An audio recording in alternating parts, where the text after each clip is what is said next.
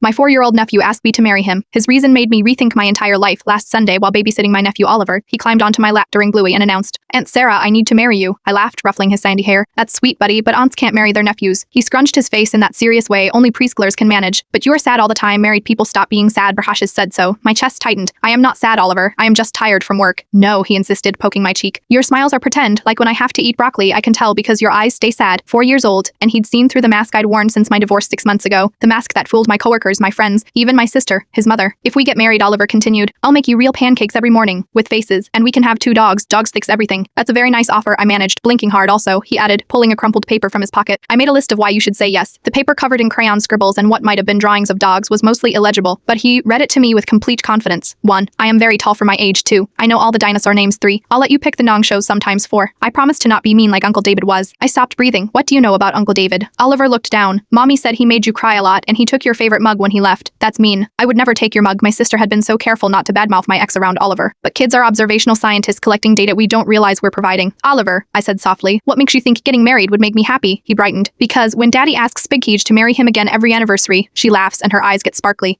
Real sparkly, not pretend. "And then they dance in the kitchen even with no music." "I want you to have kitchen dancing too," he said, taking my face in his small hands. Everyone should have kitchen dancing that night after my sister picked him up. I sat in my empty apartment thinking about kitchen dancing, about real smiles versus pretend ones, about how a 4-year-old had seen what I'd been hiding from myself, minus I wasn't healing. I was just performing okayness. The next day, I finally called the therapist my sister had recommended. When she asked why I'd decided to come in, I almost said, "My nephew proposed to me." Instead, I told her I want to learn how to really smile again, the kind that makes your eyes sparkly. She smiled, "A real one. That's a beautiful goal. Tell me about these pretend smiles." 6 weeks later, Oliver visited again. I was making weekend pancakes when he studied my face like a tiny detective. "Your eyes look different," he announced. "Different how?" "Less sad, more like when Max gets a new toy." Max was their retriever. "Maybe a little," I admitted, flipping a pancake. He nodded sagely. "Good, but I still want to marry you just in case." "In case what?" "In case the sad comes back. I'll be ready with pancakes and dinosaur facts." I hugged him tight, this little boy who'd seen through my pain and prescribed joy in the form of breakfast food and prehistoric creatures. "You know what, you are already the best nephew, husband a girl could ask for. Does that mean we can get the dogs?" "Let's start with more kitchen dancing," I said, turning on music. As we spun around my kitchen, Oliver standing on my feet, I felt at mine's a real smile, the kind that reaches your eyes, the kind that would make a 4-year-old nephew stop worrying about his aunt. "See?" Oliver said, looking up at me. "Parkassi's always right. Sometimes it takes the pure heart of a child to remind us what healing really looks like. Pancakes with faces, dancing without music, and the simple belief that love in any forms can fix the sad."